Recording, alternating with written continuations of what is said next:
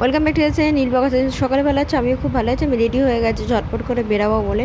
তো আমি যাবো প্রসঙ্গে পুজো দিতে, আজকে তো 23rd জন্মদিন। তো আমি যাব, পুজো দেওয়া সব কিছু হয়ে গেছে, অনেক লেট হয়ে গেছে, অনেক তাড়াতাড়ি বেরাতাম, মানে একটা মেসআপ ঘুরে গেছে, এই জন্য প্রচণ্ড পরিমাণে দেরি হয়ে গেছে। তো চলো আগে যাই, কি পুজো দিয়ে নিই। আমি দেখতে পেতে এখন বিকালবেলায় বাড়ি চলে এসেছি। আমি আমার বাড়িতেও গেছিলাম, কিন্তু বিশেষ করে আমি সেইটা মানে এনার্জিটা পাইনি যে কথা বলবো, কারণ সকাল থেকে প্রচণ্ড প্রবলেম। এতে পুজো দিয়ে এসেছি, তোমাদের বললাম আমি পুজো দিতে যাবো।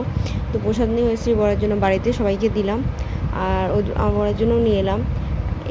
এসছি টুকটাক বাজার করে।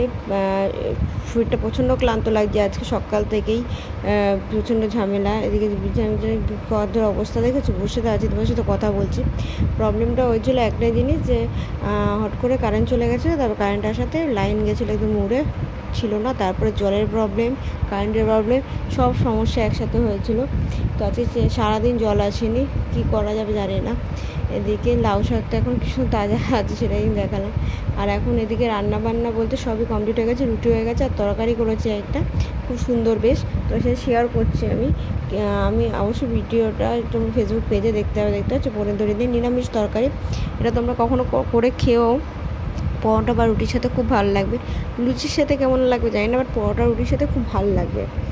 আর চলো, ভিডিওটা আমি এখানে শেষ করছি। নেক্সট ভিডিওতে বা নেক্সট ব্লগে তোমার সাথে বাকি কটা ডিটেলসে আমি শেয়ার করে দেবো এই ভিডিওটা কী কী